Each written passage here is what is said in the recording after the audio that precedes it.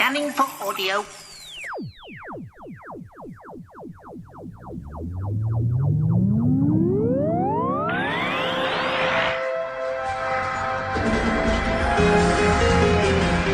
Scanning for audio.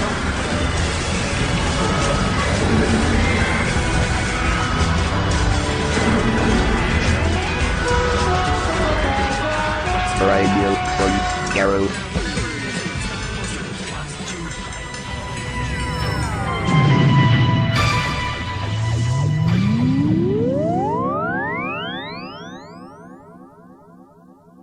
Welcome to another Hooverville 8 panel. This interview is Sophie Aldred, Eric Saward and Matthew Dale, interviewed by the Pubcast, with interjections you may find familiar.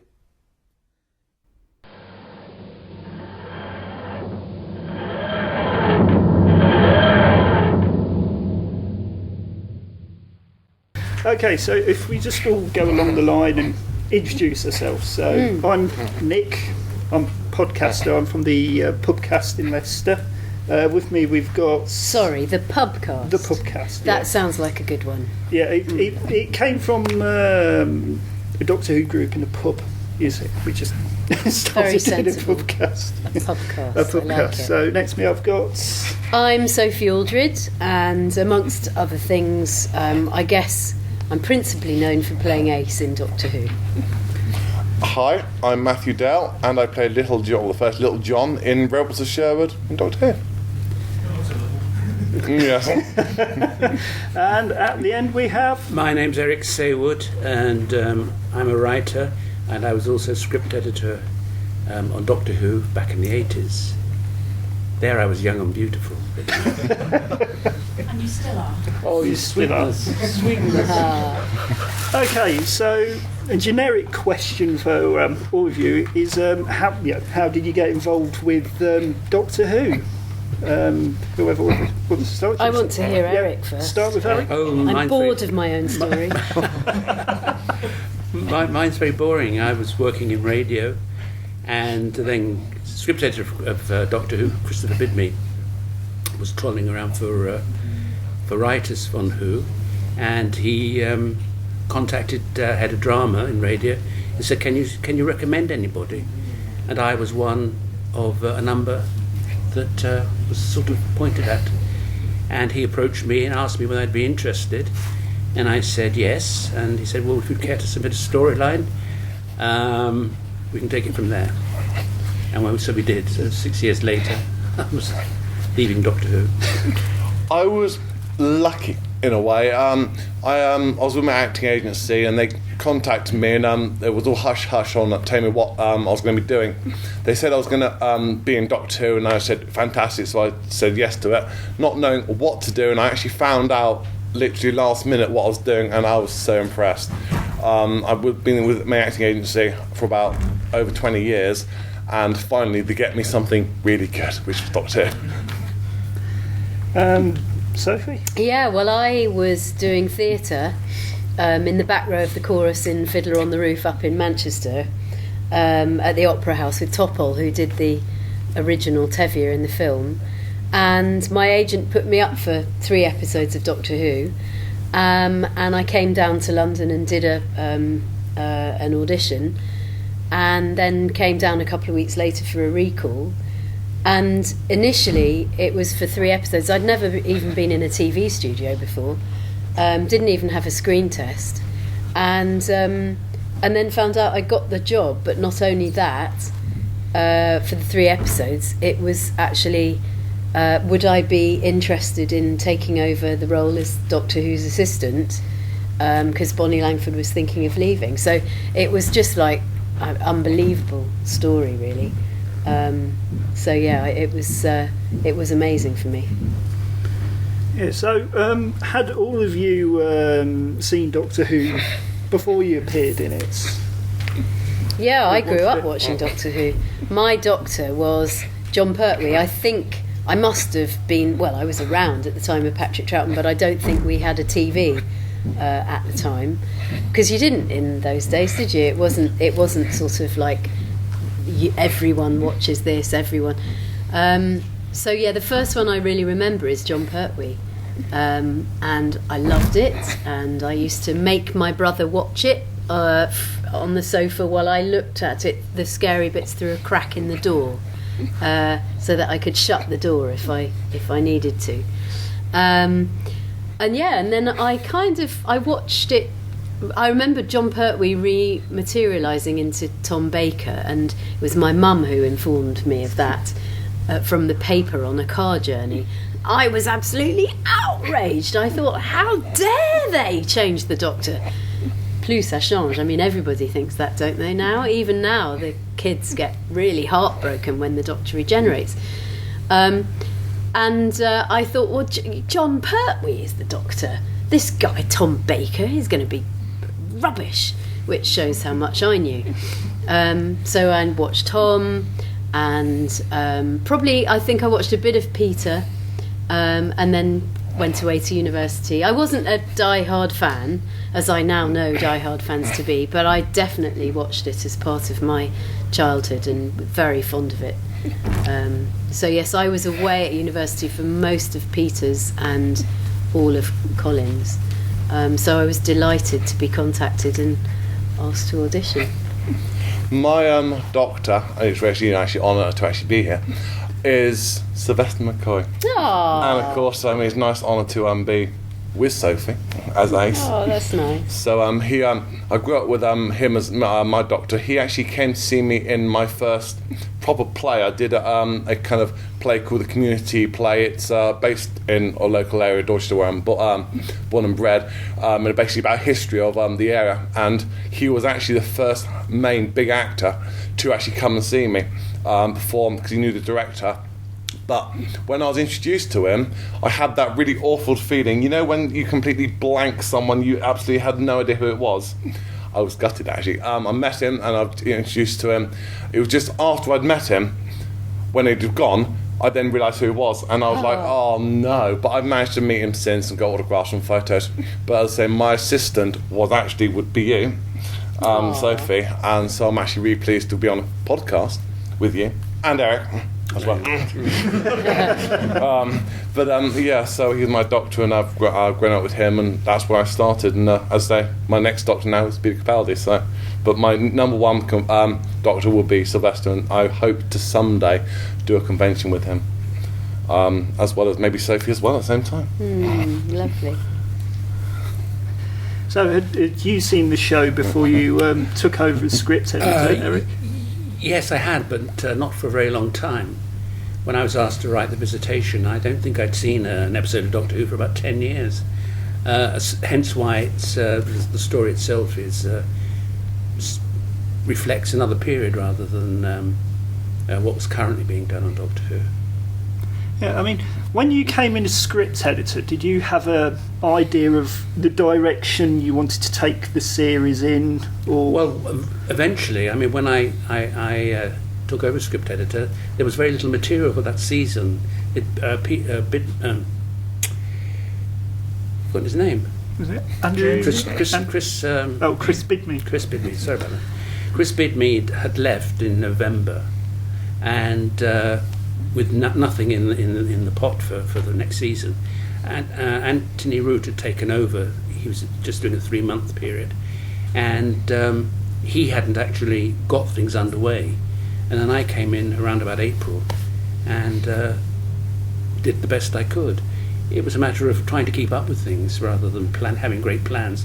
After I'd settled down, of course, then I'm looking around thinking, where can we take this show?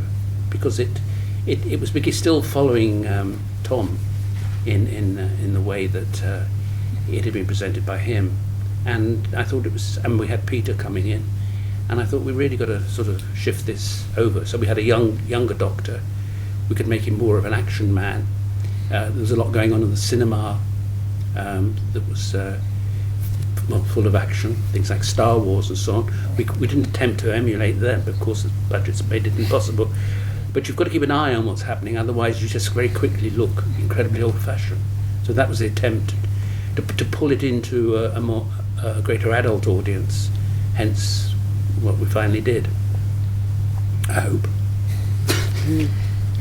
Yeah, so Sophie, when you came in as Ace, did you have any say into the character, or was it kind of you were told this is what the character's like, this is how you've got to play it, or did it kind of evolve?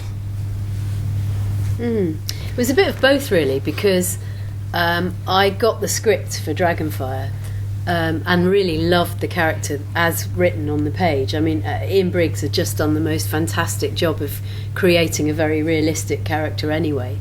I'd come from the world of community theatre, children's theatre, where and the kind of person I was, where I did have a lot of input. So I just sort of assumed that that's what you did in TV as well. And Sylvester was very into the idea of having this different kind of relationship with the companion, partly to help him with his lines, because he realised very early on that if he had what's this, if he was saying well, this is a so-and-so, I would say, what's happening, where are we going, what are we doing, he would have to say everything, he would have to have all the lines.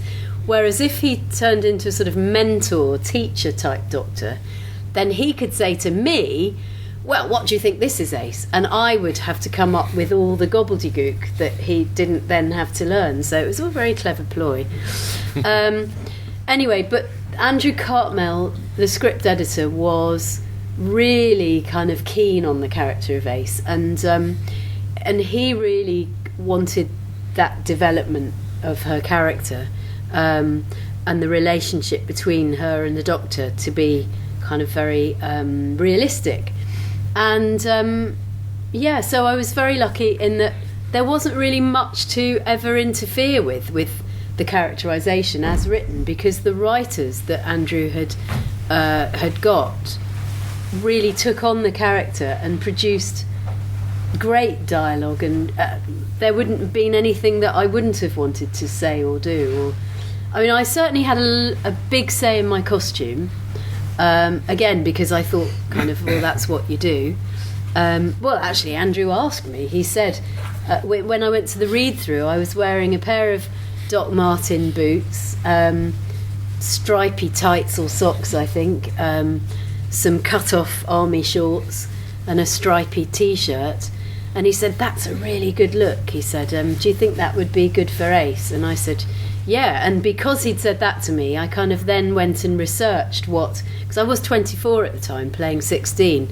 So I actually went and looked at what 16-year-olds were wearing in the clubs in London, and the Face magazine was full of these girls wearing those puffy jackets with badges and safety pins and baseball caps. Couldn't wear a cap because it's a nightmare for lighting if you wear a hat on, like a baseball cap wouldn't have worked. Could have worn it backwards, I suppose, but I'm glad I didn't. And do you remember at that time the Beastie Boys were all the rage, and they had these necklaces that they wore, big chains with VW badges that they'd nicked off cars. Well, we thought we'd better not do that because it might be encouraging the youth to nick VW badges and so on. But that was the kind of look. And I went and showed the costume designer these pictures and what about this, what about that? And we went shopping together and had a great time and found all this stuff that I was very happy with. Janet is so cross about that. She doesn't like that at all, that I was able to have such a big input into my costume. I think she was in high heels everywhere, wasn't she? Yeah. And very short skirts. But it was a product of its time, because 1987 was a very different time. Even in those few years, things were changing for women, thank goodness, and young women on TV. And although there wasn't really... EastEnders had just started. I think Susan Tully was probably the only other young female feisty character on TV at the time. So I'm so proud of the character. Yeah, I really am. Sorry, that was a very long answer. That's right. Don't worry, it's filling the time. Now, of course, you worked on Robots with Sherwood, so was it a kind of dream job, was it? Yes. Easy answer. For costume wise, they fitted me with what I'm roughly wearing. I've kind of just about got to what level I can do in a costume. Okay, I've just been buying myself a bow and arrow recently, this week, because I wanted to make the costume even more realistic. Okay, I didn't get to choose. What they did is they went to the wardrobe and they just picked random clothes saying, that'd be good. So I basically put it all on, and yeah, basically it was like completely like hot and like, imagine in costume, really hot all the time. I don't know about yours, because I was doing it with your leather jacket on warm days. Obviously, you would have been really hot in there. Yeah, it wasn't actually leather. People make that mistake because it does look like leather on camera, but it was one of those flight jackets. So it was ideal because I had a pocket inside and I could put a hot water bottle in there. So I was invariably freezing. And then when it got too hot, I could just nonchalantly be swinging it over my shoulder. Yeah, so I was lucky. No, yeah, that because, sounds... yeah, because it was all cotton, like really wool material. So it was really kind of itching on the whole body. But you had to like for the whole the 8 days of filming in the kind of the hot wool and with warm weather. Wow, I'll put it away. It was in Wales. It was dry. It was sunny. Blimey. All week. Unusual. Very. But when you're in costume, it was hot. But at least the shoes were comfortable. So, kind of general question for everyone. I'll start with Eric at the end. Is there anything that you would have liked to have done on Doctor Who but didn't get to do? Well, if we're talking about companions, I would have liked the female companion to be a little bit tougher, a little bit more real, a little bit more, contributing a little bit more. With the character of Tegan and Nyssa, they became almost redundant. It was very difficult it got more and more difficult to fit them in round stories. When Tegan spent most of her time moaning, and Nyssa looking aloof and whatever, and we had so many of them. There was Turlough, so 3 of them at one stage, with the exception of Turlough. He really couldn't contribute massively, because when you're out in deep space driving around in a TARDIS, and these are 2, well, Nyssa wasn't, but Tegan is from Earth, 1980 Earth. I think, what can she contribute? Every time she arrives somewhere, she has to ask, it makes it sound, well, boring. But I would have liked fewer companions, and if we're going to have a female one, certainly a much tougher, more positive contribution.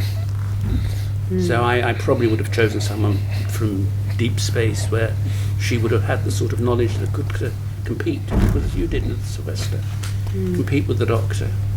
I mean, is there anywhere you would have liked to have taken Ace where you didn't get to go on the screen? Or? Well, the only thing I can think of is when I auditioned for the role, my agent said, they want to see you because they want somebody who looks younger than they really are, which I had the good fortune to look, and they want somebody who can ride a motorbike. And I learnt to ride a motorbike when I left university, just because of London traffic and because I was a tomboy and I'd always quite fancied a motorbike. And so my agent, with my publicity photo, she put on the back, has own leathers, which to this day I'm convinced was the reason why Chris Clough saw me for the role. Because, I'll tell you why, because we had a lovely audition. He's such a nice guy. Did you ever meet Chris Clough? What a lovely guy. He now, he produced, he's executive producer of The Missing, you know, that with Jimmy Nesbitt. And anyway, really, really great guy. We had a lovely audition. I had such a laugh. And then when I was called for a recall, it was to see the producer, John Nathan Turner, but Chris kind of introduced me, almost like his protege, you know. And the way he introduced me was, he said, "This is Sophie Aldred. She has her own leathers." I mean, as though my leathers were going to actually get me the part. Anyway, so here we go. I think, oh well, they've cast me because I look 16. I'm 24. And I'm going to ride a motorbike. Now, what I didn't realise that they were also cross-casting for Delta and the Bannermen at the time. and they chose Sarah Griffiths, who doesn't ride a motorbike, to ride the motorbike. Meanwhile, they chose me to play Ace, which was actually the right way round. I was much more suitable for that part. Did I ever get to ride a motorbike? Oh. I got on a motorbike in Survival, just about to ride away, and Sylvester pulls me off, gets on it himself. Sylvester, who's never ridden a motorbike in his life, sets off hell for leather over the horizon, and suddenly thinks to himself, hang on a minute, how do you stop these things? Nobody had actually realised that he couldn't ride a motorbike, because it just seems the kind of thing that Sylvester would be able to do. So off he roared, and he had to actually tip himself off the bike to stop, because he didn't realise you just pull the brakes. So there you go. Yeah. Would you like to return to the series as... Thanks. I'll step away for a minute. So, would you like to return to the series as maybe another character, or... I would love to return to the series as a companion. Oh, that would be good. One thing that would be interesting, it would be quite nice, is if, let's say, the Doctor is regenerated into a female, to be the assistant to the Doctor. That could be quite fun. Controversial, very. Yeah. Well, they moved the Master into the Mistress. Yeah. So they can change the Doctor to the Doctor. Yeah. I know it's a very controversial subject online amongst Doctor Who fans. Yeah. But no, it'd be nice to be assistant, because that would be quite cool, because then I get to do what Ace gets to do and travel around. Run up and down corridors. Yes. Now, this is a podcast interview, so have the podcasters got any questions they want to ask? Question for Eric. In the Visitation, the aliens might not have been realised as well as they could have been. Were you happy with them? No, not really. I mean, misery gut speaks again. No, the costume. I mean, they were trying, and the visual effects guys had got hold of some of these little tiny motors that now are everywhere, and they built them into the mask of the pteroleptal, so that he could have some movement. But it was there's a story as to why the actor inside the costume couldn't have his voice changed. And I learned that he said because his mother wouldn't recognise him. And I found this really rather extraordinary. This is why you're using someone, because his mother. Anyway, so no, it would, and the costume was very, very restrictive. So I'm trying to remember the actor's name. Apologies to actors. I think he ended up running the Queen Vic, so his mum will have seen him at some point. Oh, right. It's basically a two-part question, because I love the alien race themselves, and I was just thinking, if you've never been approached Big Finish to say, can we have them on this? It's a lot cheaper without the makeup. Big Finish. Well, they've never approached me to do anything. So. Right. We'll have a word with Nikki somewhere in the building. Hello, Nikki. Where are you? No, because I think as a race they could really have legs, literally. Yes. On audio. They could. I always thought that. Yes, I agree. They would. It would have made them more interesting. I mean, just being able to move around makes an actor more interesting. But they couldn't. No, you seem to have a whole world building thing with them rather than just have them as villains of the week. They had a society, and they built beautiful things like the androids and things like that, and had a genetics background, which sounded as though they'd had more thought put into them than a lot of other creatures. Well, it's just sort of the backstory really. They'd come from Raga, a place called Raga, where they'd been in prison. They'd been working in the mines there, which had damaged the pteroleptal's face. They reacted badly to that. Yes, that is true. There is a sort of history to them. Right. Just saying, because Visitation was one of my... Well, obviously that was the book that was chosen to be the making of Doctor Who, which for a lot of us was one of the books that we always carried around with us. Right. Because in the early years of fandom, there wasn't a lot of stuff that we had access to, and the Visitation was the story that had been chosen to concentrate in that, and we all sort of... That was the one we all knew most about because we'd read that and carried it around with us. I think that was nothing particularly special for the Visitation, because it just happened to be the story in production when the author approached John. Anyone else want to ask any questions? Tim? Sophie Aldred at the Strangeness in Space bit. But does that give you a blatant excuse to plug Strangeness in Space? Oh, how kind.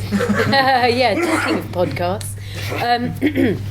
Well, Strangeness in Space is a project I've been involved with for about a year and a half, with some very old friends of mine from university, in fact, Trev and Simon, who swing their pants and don't do duvets. And basically, another friend of ours, Claire, who we were at university with, is an executive producer on podcasts and radio and so on. And she suggested that we all work together. So Trev and Simon wrote this script for us, which I just took one look at and thought, this is great. It made me laugh. I know I've got a slightly strange sense of humour, but and it's just been amazing. We've been so pleased with it. We've done 4 episodes so far. We crowdfunded the first 2, reached our goal within, I think, 2 weeks, which was amazing. And people have been so generous and very, very supportive of it. Yeah, including people like Jenny here. Yeah, she's been amazing. So we've done 2 more episodes. We're just beginning the 5th and the 6th. And basically, it's a story. I play a character called Sophie, funnily enough. Trev and Simon play Trev and Simon. I am the manageress of a gift shop in a space centre, not unlike this space centre in Leicester, who inadvertently gets blasted off into space in a test rocket with Trev and Simon, who belong to an 80s pop synth duo called Pink Custard, which is loosely based on Blancmange. And it's a family listening show with their kind of mad humour and me desperately trying to hold it all together. But it's done really well. We reached number 6 in the iTunes podcasts for comedy, and we were in the Guardian a few weeks ago had a thing about the 50 podcasts that you must listen to, and we were in the top 50. So we're really pleased, and the beauty of doing something like that as a podcast is that you have complete control over your material. You don't have to hang around waiting to be commissioned and then be cut and told what to do. So we've actually, in a way, I think it's going to be a future of broadcasting the podcast. You know yourselves. I mean, it's a very democratic and wonderful medium, because if people like you, they listen, and if they don't, they don't. Yeah, we're just so pleased with it. But yeah, if you haven't listened to it, you can download it for free either on the website www.strangenessinspace.com or from iTunes as well. So fun for all the family, and it's free. That's a lot of F's, isn't it? And you also did a song as well, didn't you? Yeah, there's a song per episode. It's a mad song. Yeah. I'm actually doing an event in Peterborough in October with Trevor and Simon, so there you I'm go. looking forward to that. So. Yeah, they're great fun. Tiny question for Sophie. You do a lot of stuff for Big Finish with Ace, but Ace has now got so much stuff going on. You've got Ace with Hex, you've got Ace in the new Gallifrey series, you've got Ace now with Mel again, so you've got old Mel but still fairly young Ace, but then you've got the stuff that's adapted for books. How do you keep track of which Ace you're being and where in her life you are? Because there's alternative universe Ace and all sorts going on. Yes, it's very funny to be given all these different aces to do. I love it because and what always informs Ace is, like with any other script that you get as an actor, which is the script. That's where you start. It's it's these guys who they're writing something specific, and it's through your interpretation of what they've written and that script. I don't know. I don't really have to think about it because it's all there, written down already. So yeah, I mean it's great script writing. It's good story writing, and also the fact that these guys who write these amazing scripts, they know the character of Ace really well, Occasionally there's something that I don't think she would have said, or like a little mistake or something like that, but on the whole it all comes from the script. And I haven't got a favourite way of playing Ace either.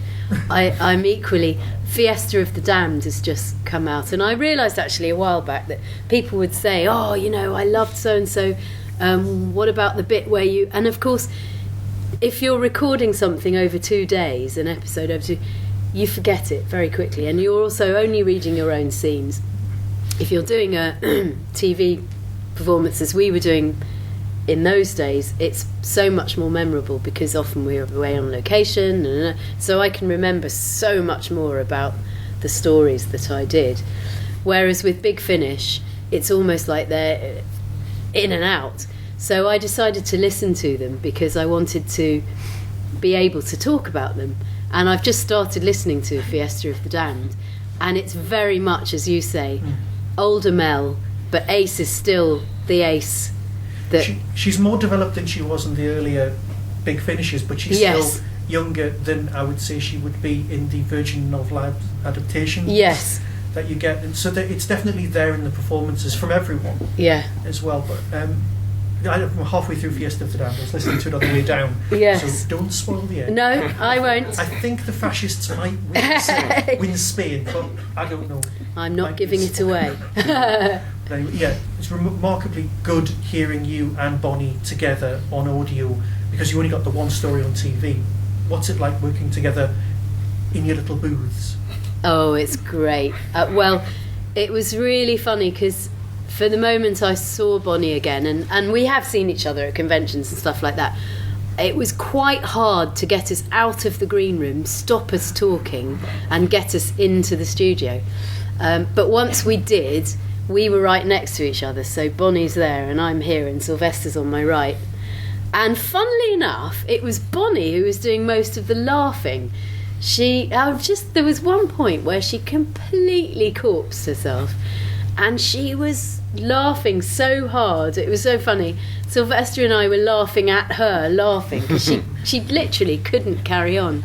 Yeah, we had such a good time. And I think actually Ken Bentley says in one of the interviews, those interviews that they do after the stories, he said, I don't think he said he'd ever seen... He said he knew actors get on really well together, but he hadn't realised till he saw Bonnie and me chatting away how well we get on together.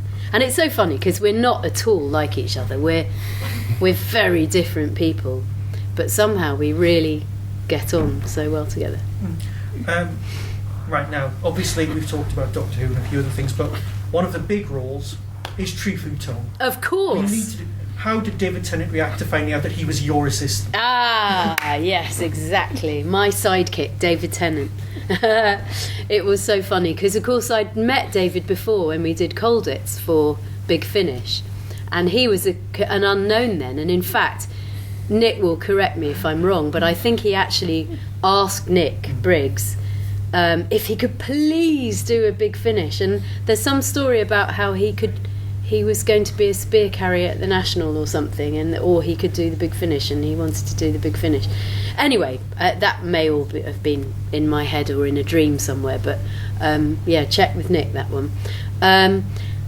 So it was really lovely to see him again, and I loved working with him because he's just such a professional, brilliant actor. He can just take anything on and do it fantastically. And so playing a little acorn sprite who's mischievous and cheeky was no problem to him. But it was quite dangerous standing next to him, because we did it as an ensemble, which was amazing. I love doing animation that way. It's the nicest way to do it. When I do, because I'm producing a different voice for Trefu Tom, and I might not do it because I might start coughing, but I'll see if I can do it at the end of the story. I'm very still and quite tense. I have to do a lot of sort of, because I'm producing a different voice. Whereas David is like, he's so tall anyway, and he's all long and gangly. So he was standing next to me like this, doing his character, and I'm like this, sort of trying to avoid his long arms like this. But it was great fun to work with him. Really good. Yes, well, I'm afraid we've got to wrap up now because we've got the next guests in. So, everybody, please put your hands together. Thank you. Oh, we do those. Thanks for having us in Cinema 2. See you soon for some more adventures. Chui Fu, go!